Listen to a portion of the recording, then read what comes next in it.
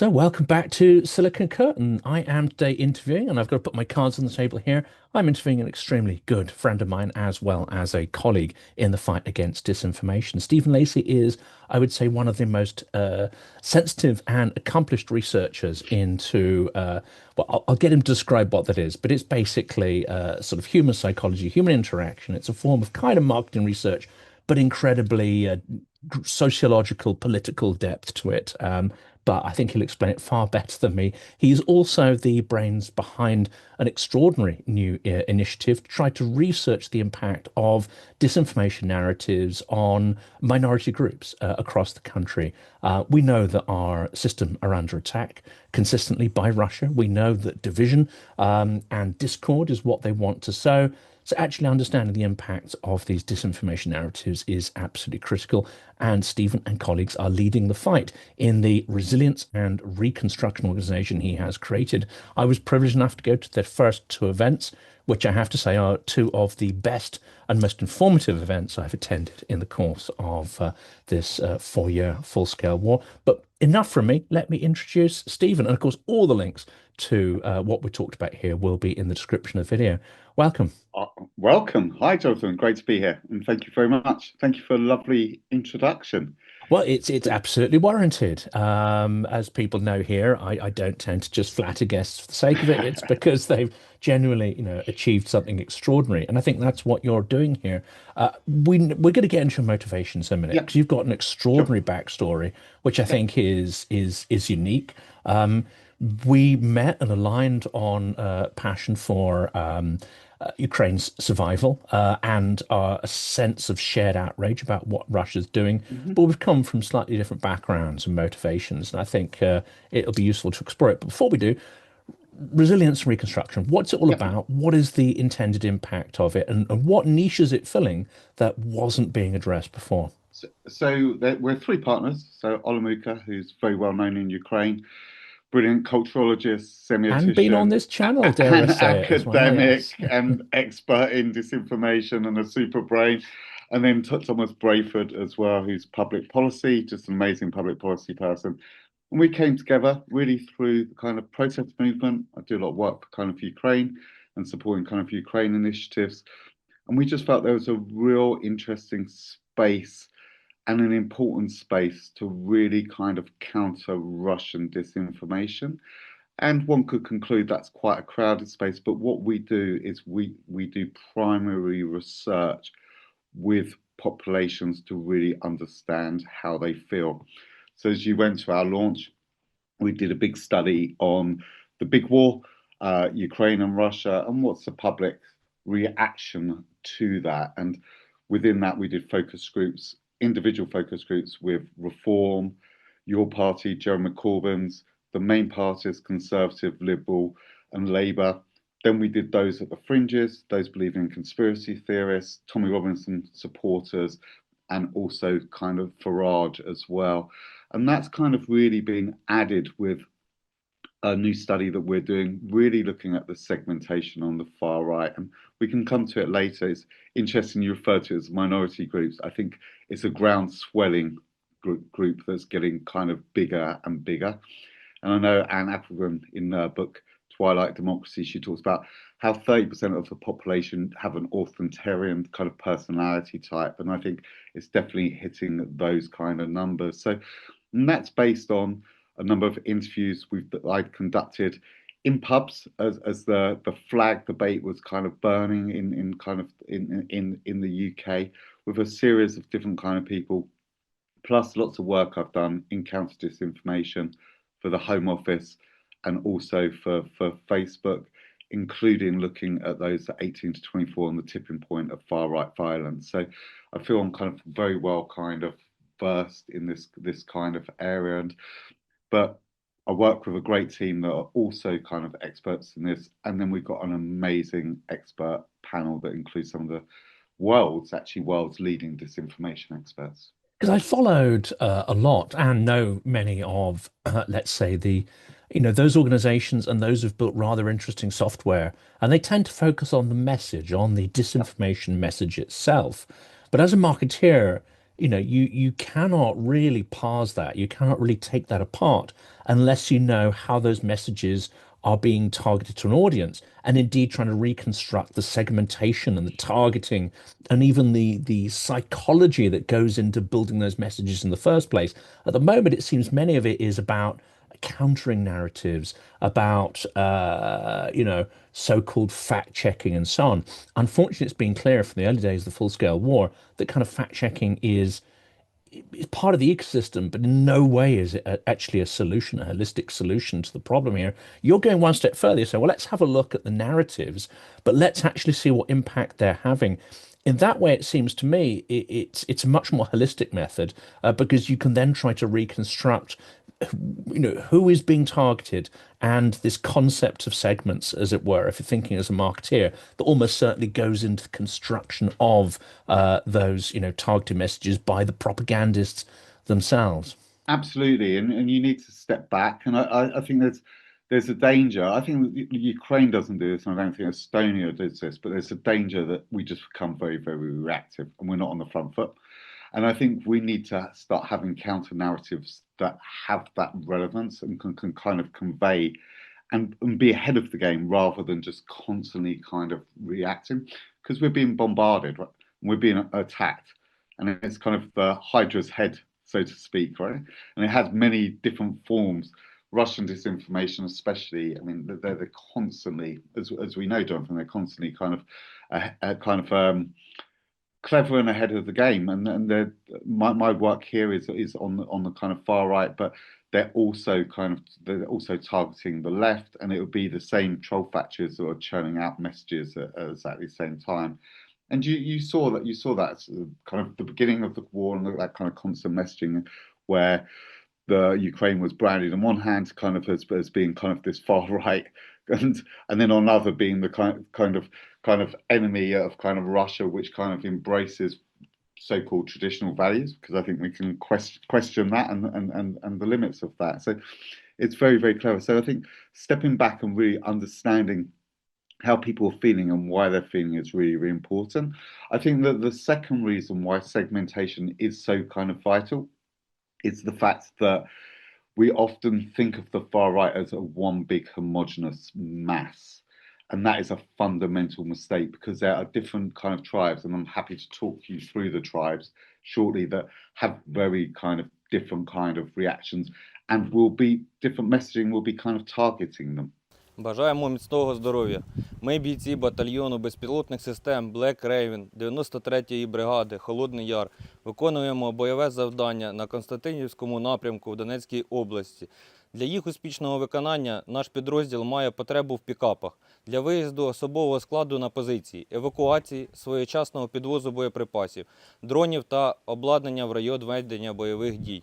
Звертаємося до YouTube-спільноти Silicon Curtain та Джонатана особисто з проханням допомогти підтримати збір, а також до Car for Ukraine та Бандера Мобіль з проханням допомогти з купівлею, підготовкою та доставкою авто на фронт. Слава Україні! Героям слава!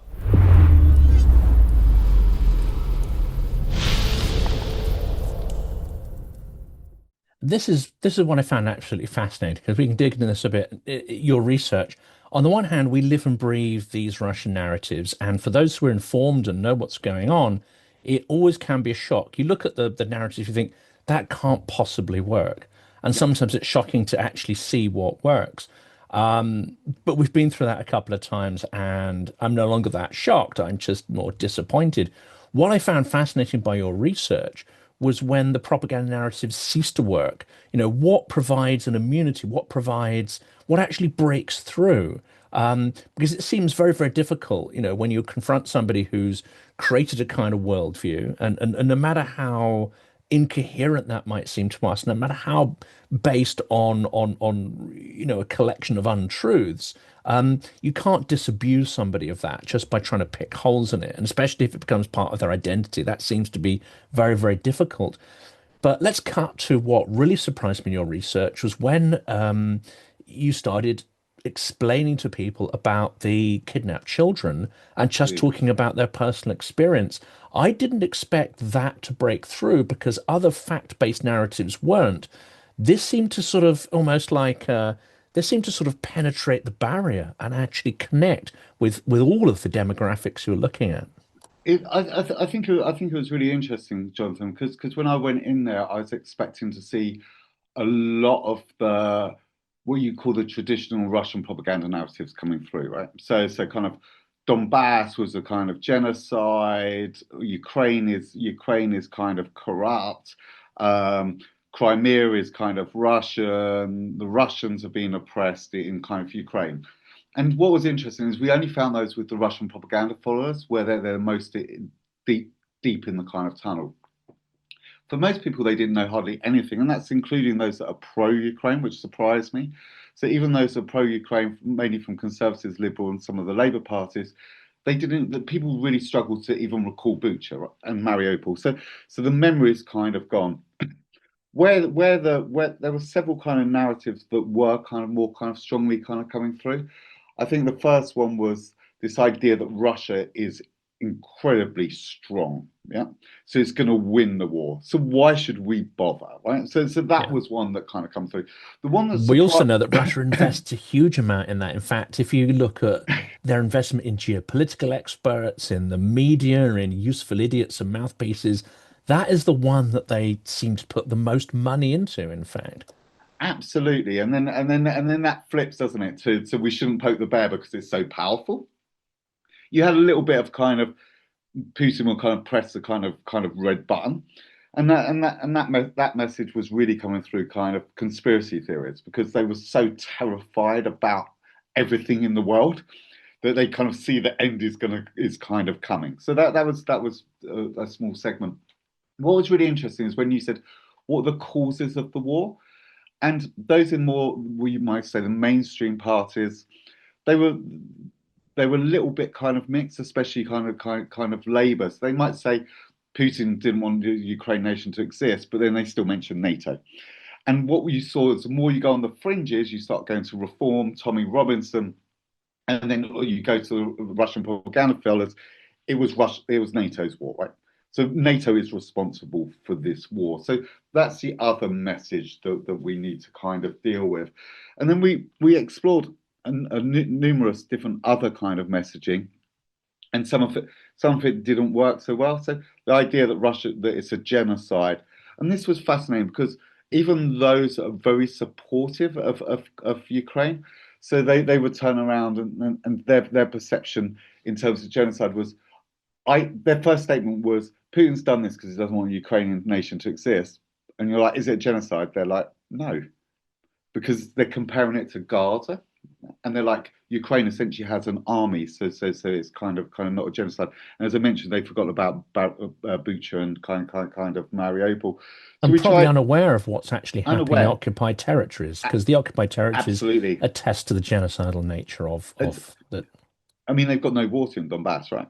I mean, Well, it's the how, destruction of libraries that gets me. I know there are yeah, individuals who are yeah, disappeared and tortured, but it's the systematic erasure of libraries and culture. But that's a and complex subject. You have to be really absolutely. deeply immersed and and to and understand that. and that's complexity, and you have to remember most people don't have much mental availability, especially in a cost of living crisis. So if you imagine our brains like a computer, the more you add, the more your kind of brain slows down. So not processing lots of different information. And also what you also saw was this real kind of two things actually. The more you went into kind of reform, and the more you went to Farage, Reform and Tommy Robinson, what you started to see was this real distrust in kind of mainstream media. So they're getting their information in different places.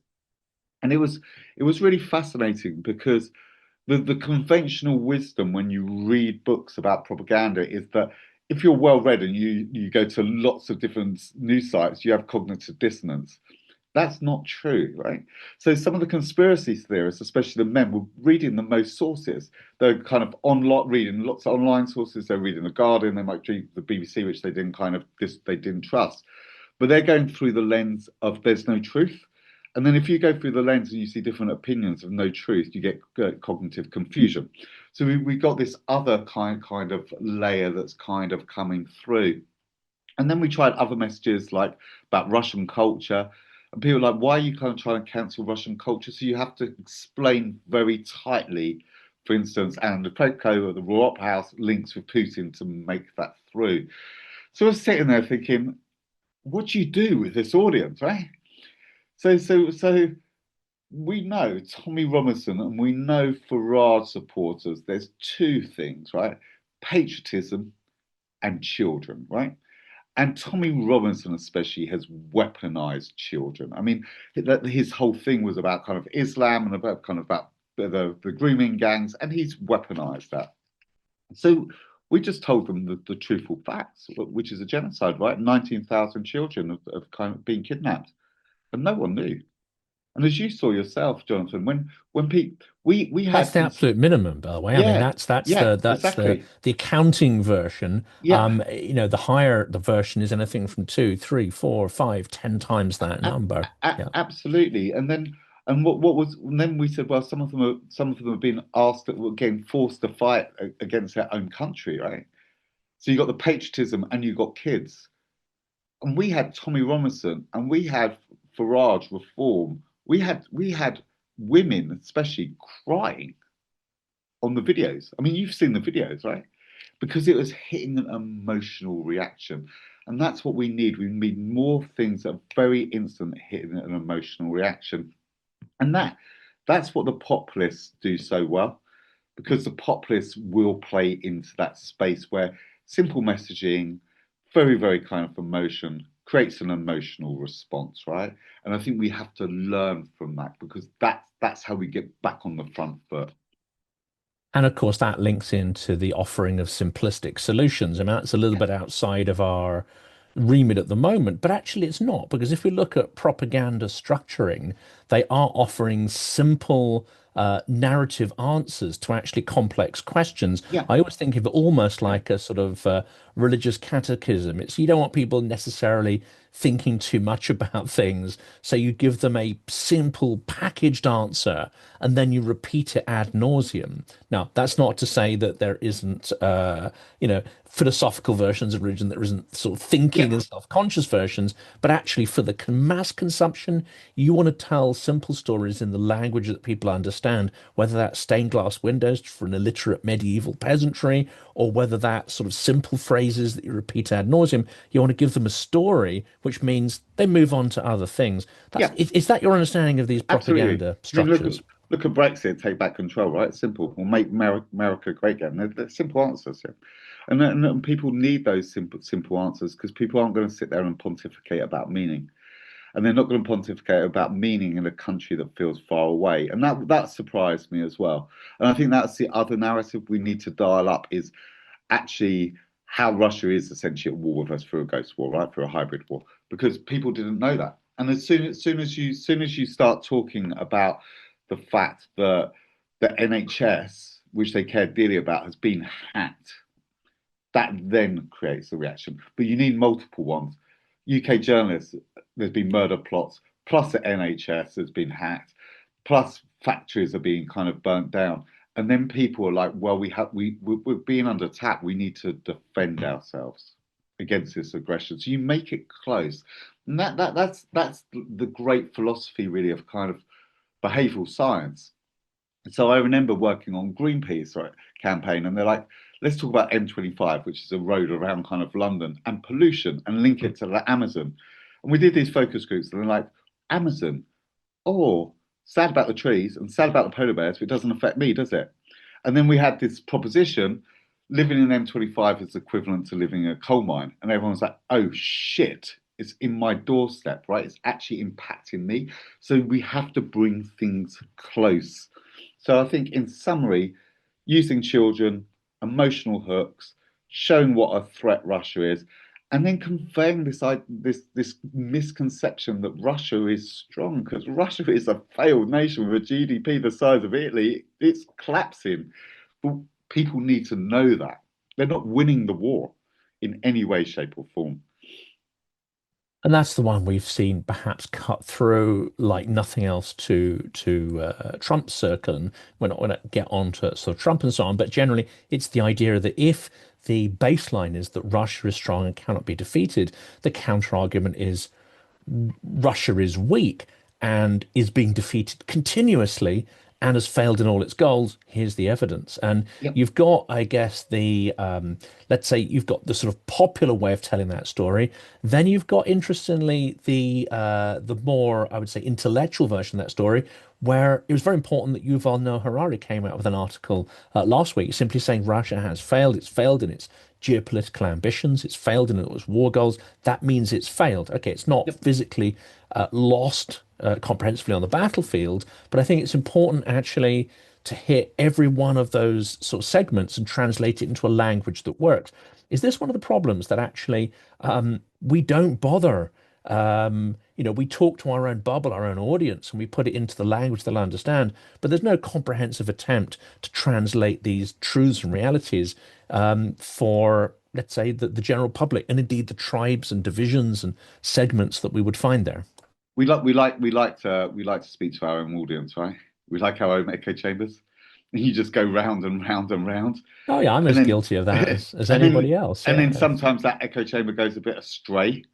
So you see someone from BBC talking about, oh, it's about NATO encirclement, right? So that's it. And you think, God, even now the media are still getting things wrong, right? So it's that They laundering. So you are. see that Yeah. laundering kind of coming through. Well, many of But them have the you, same goldfish problem as the public, which is if you're not living it and breathing it and looking for context, you will endlessly recycle in a loop, or you'll cycle back to false assumptions and yeah, narratives, thinking you're being dispassionate, whereas no, you're you, entirely the and opposite. exactly. And we need to get in the world, and we need to use the communication messaging that they're using as well. So if I had budget, I'd be doing ads about the kidnapped children on GB News, right? And in right wing press, and then putting ads in kind of right wing Christian press, right? That's the way you cut through. That's interesting, isn't it? And I saw a film actually. I think film was a great medium as well. I saw a film about the kidnap, not just the kidnapped children, but a whole load of children who were victims. But it had this wonderful narrative, but it also showed the resilience of them and Yep, how, they've gone through extraordinary things and come out with strength. And absolutely. I think that's the other thing. When the mainstream media tend to cover it, there's a certain sort of victimhood narrative. Now, what's your impression from this research? Does that make it easier for people to tune out, even if they actually feel for Ukraine? It's like this is too much. I have to tune out for my own mental health, for this, that, and the other. I mean, is this a sort of inbuilt media problem? Which is, if it bleeds, it leads, I think is the phrase there. But that doesn't necessarily help. Yeah, I mean we're in a 24/7 news cycle, right? And people get out, and we're in clickbait and outrage, and that outrage doesn't last that long. So initially there was lots of support about Ukraine, and what was interesting, I can't remember where I read it, but they monitored Russian trolls, and the Russian trolls, when Ukraine was popular and in the spotlight and the positive stories, they backed off, and then they waited for the dip in decline in the news stories, and then they hit constantly because they understand the longevity, right? And the war fatigue is a big one. And I think the other thing we saw was a lot of kind of MAGA narratives kind of crossing over, right? This has gone on for too long. This is costing us money. This isn't our problem. All those MAGA narratives started to come through and kind of seep through.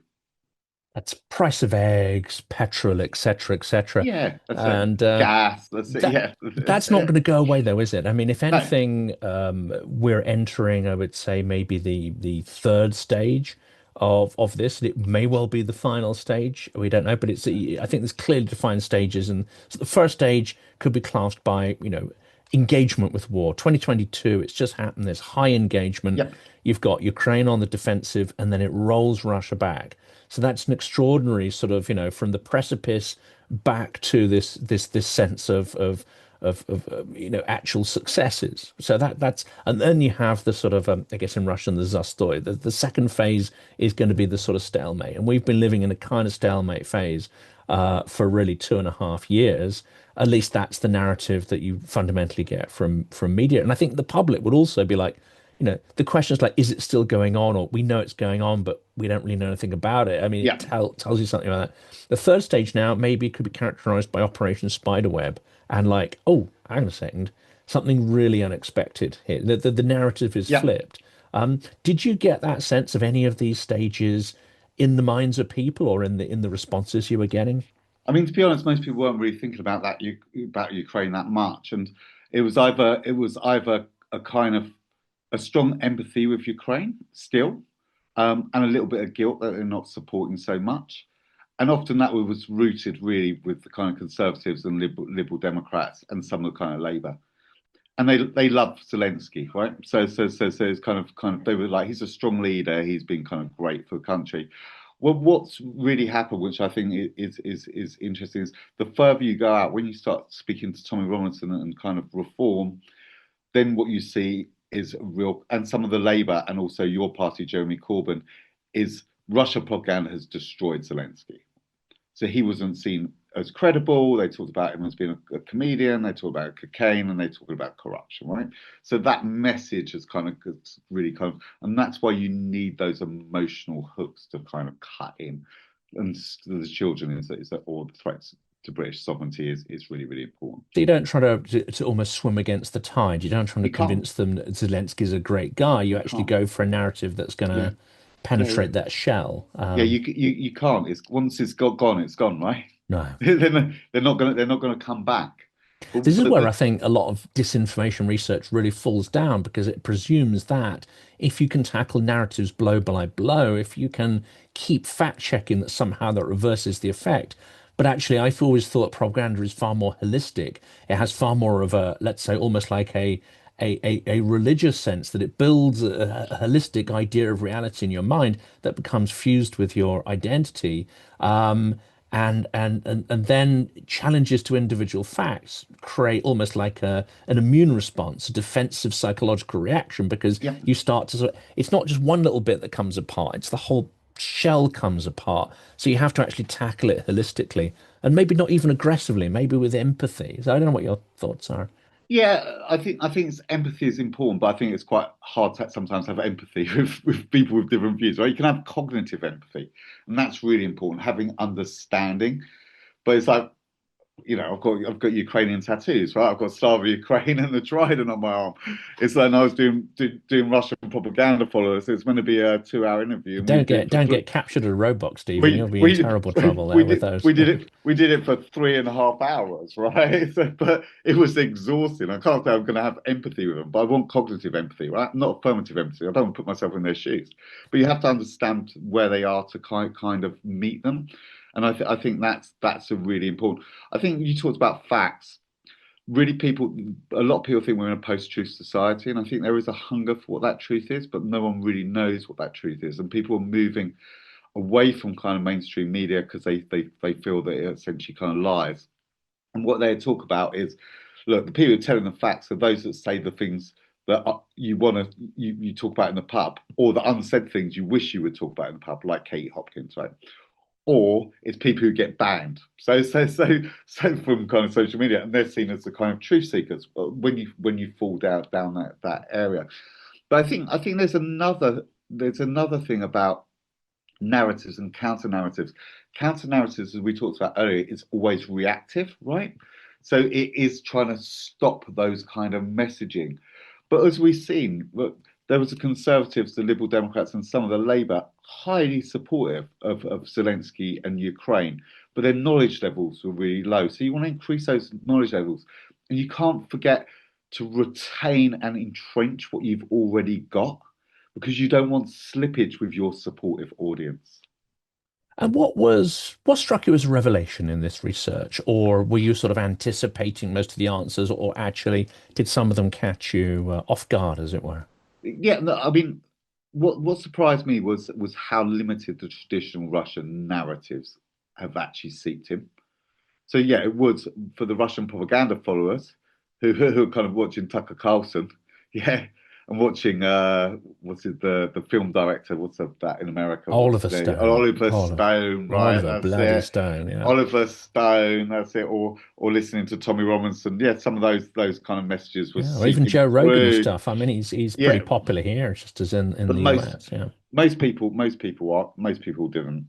They're not thinking in that way. They're in a world where I kind of call it insular collectivism, and that's the thing, people feel they have no agency, power, or control. So they're just really trying to look after their family and their friends, right? So the more you kind of go inwards, the less you care, Yeah. which is Putin's great objective, right? Well, you have a That's a unique win. That's a perspective. win-win. That's where he That's the wants win. you. You have a unique perspective on this, and one that I absolutely don't, because you come to this from the point of view of actually being inside one of these shells, and because you're, an immensely smart person, I think this helps to say that it's not just people who are ill-informed, it's not just people who don't think about Yeah. their world and their place in it, because you clearly do and did, but you were inside just such a propaganda shell. If you could describe that and how you got out of it, because I think that experience is supremely important here. Yeah, so I'll talk about in beats because I'm going to cover quite a long period of time in beats. So I'm as mentioned, I'm a kind of researcher, but I'm a strategist. So I was working on behavioural change campaigns here, and I got sucked in by Russian propaganda. So how it kind of happened was that in 1989, when I was a school kid, I'm showing my age here, I went on a trip to St. Petersburg and to Moscow.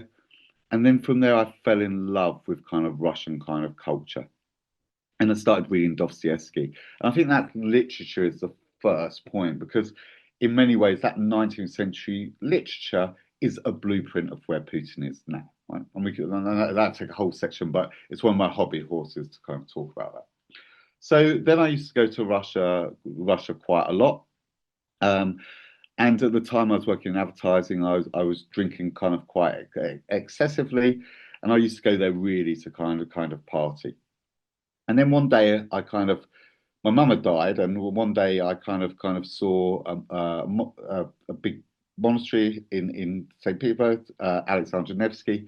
So I thought, oh, I'll walk in there with a hangover. So I walked in there with a hangover, and I witnessed the liturgy, and it was so beautiful and kind of all kind of encompassing. But at the same time, I felt that I had a presence that my mum was telling me to kind of change my life. So I left kind of Russia, went back to UK, converted to Russian Orthodoxy, but at the same time, I had a mission. So I'm disabled; you can't see my legs, but I've got what's called a lobster hand. I've got missing fibia and a shortening of the tibia, so my legs are kind of bow. And I wanted to change attitudes towards disability in Russia because it was still that kind of attitude from the kind of Soviet Union. Disability doesn't really exist; it's hidden and kind of frowned upon. So I joined the Russian Orthodox Church, and what was interesting about that when I kind of joined was, in many ways, it started opening up my mind in the short term because I knew nothing about kind of Byzantine kind of history. I knew nothing about the history of Bulgaria or kind of, I hate using the word Eastern Europe, but that whole Orthodox world I knew nothing about. But very, very slowly, the narratives start kind of seeping in.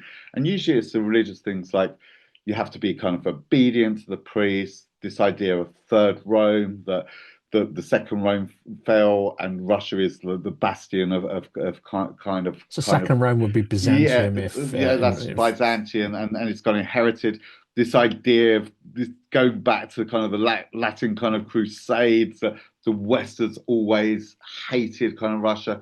The Russia's on a journey to become kind of a Christian kind of nation, is building all these kind of wonderful kind of churches, and that was a slow build. And then, but by about 2014, I was fully submerged. So I had a girlfriend at the time, and she was from a place called Visaginas, which is kind of in Lithuania. Interestingly, she's half Belarusian, half Polish, but she was in the Russian enclave, so she thought she was kind of Russian. And I was regularly kind of going to the church, and by 2014, I had lapped up all those narratives. So Crimea is kind of Russian. It was a kind of coup.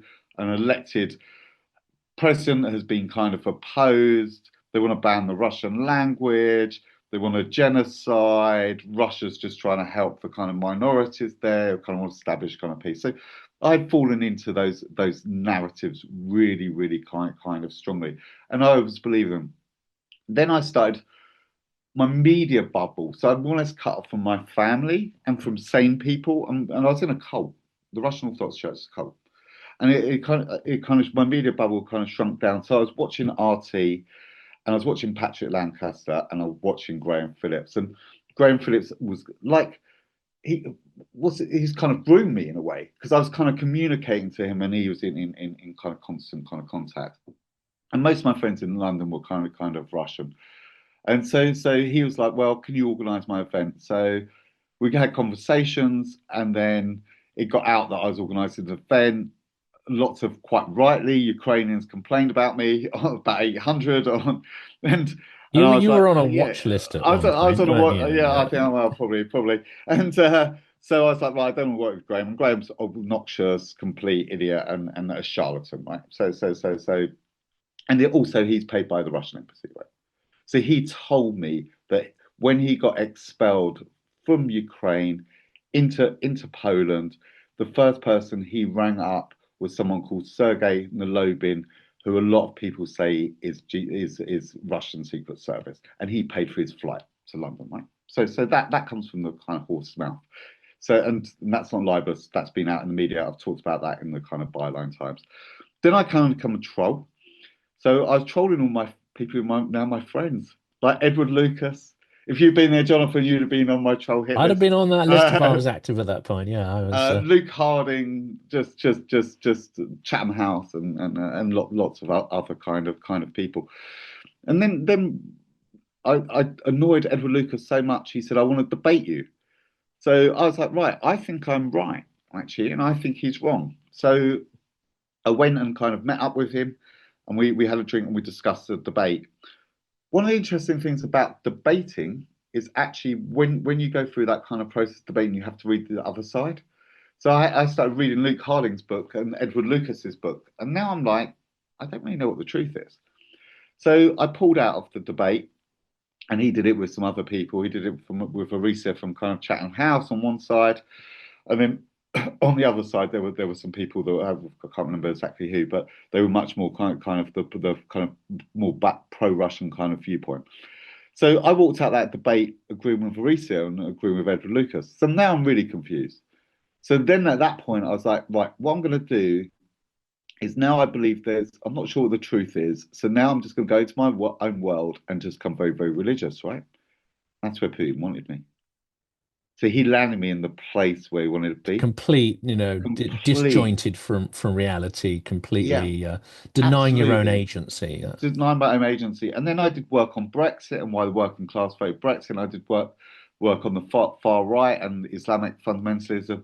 And I understood a number of different things that misery attracted company. So I was in a bad place, right? I understood that at that time I didn't feel I had any agency or power, and I needed some kind of leadership and simple solutions to things that I thought was quite complicated in my own life, right? So I could see these same narratives being kind of played out.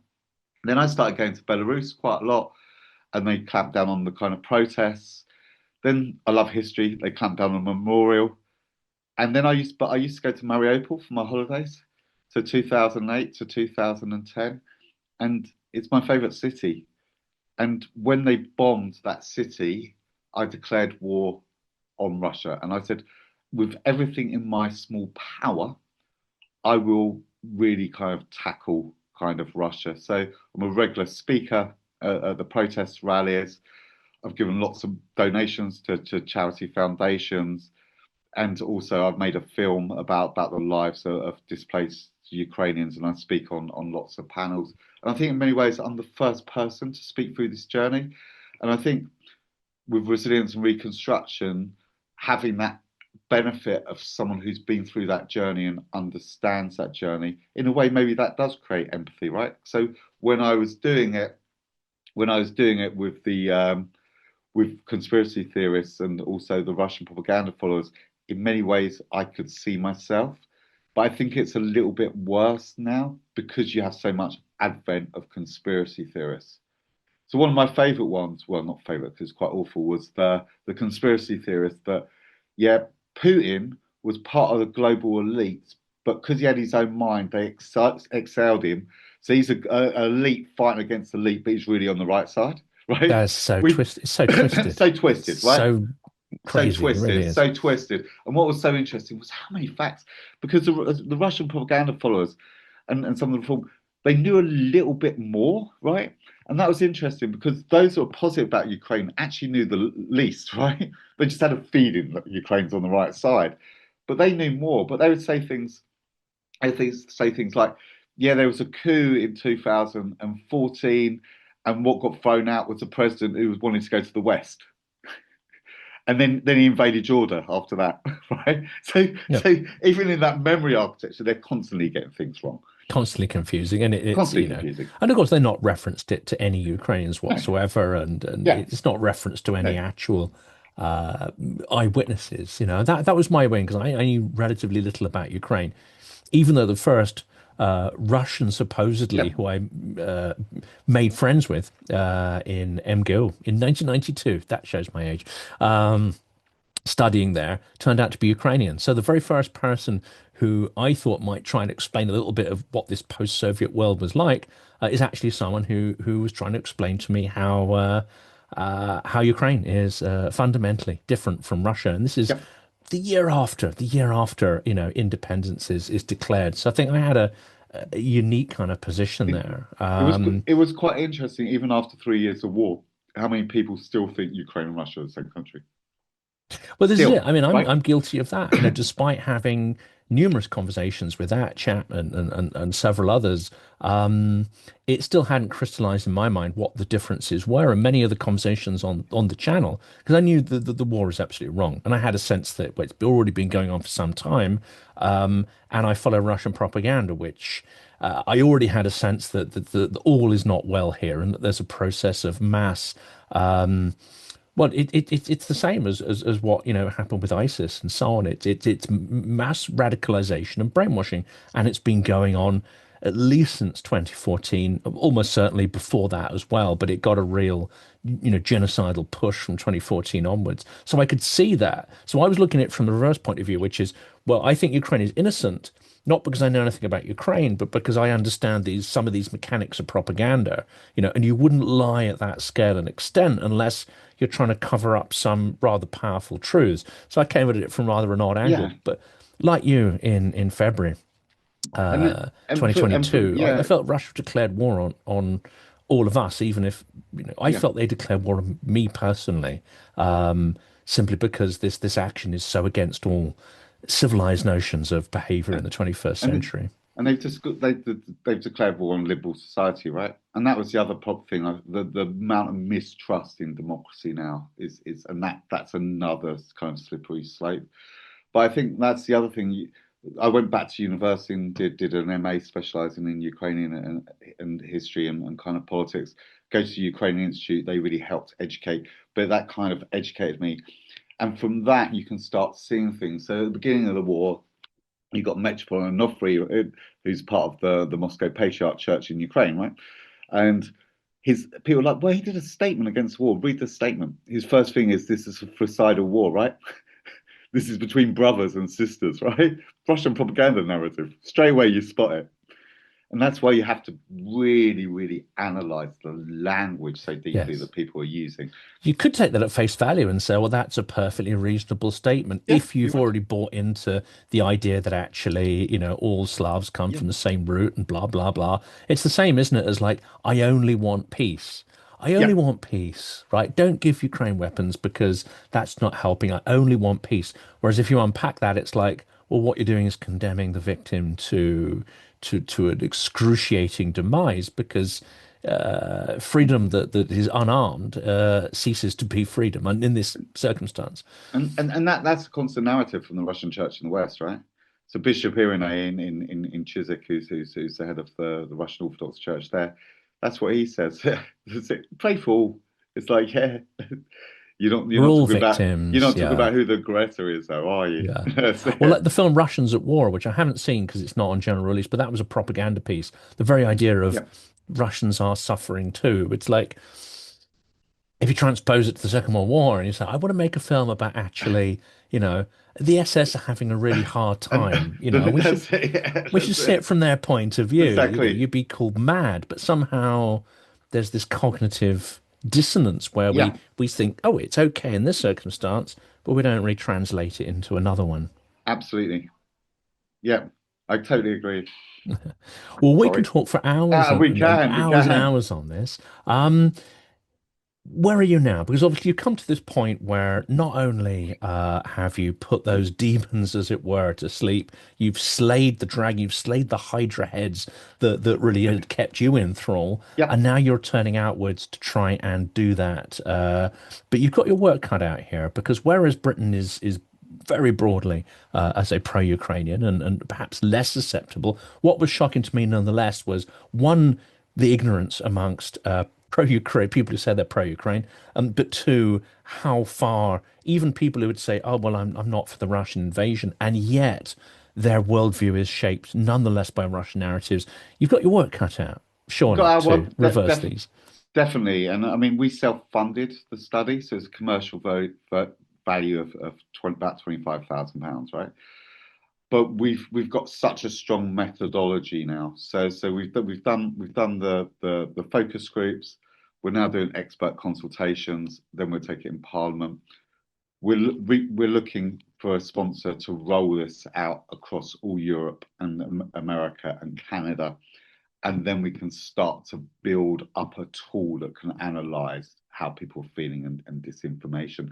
So yeah, if any nice sponsors are looking, I think it's so important. And I'm not just saying that, we're saying that with a passion, because I think we really need to understand this changing landscape and really understand what's happening across countries in order to defeat the Hydra's heads.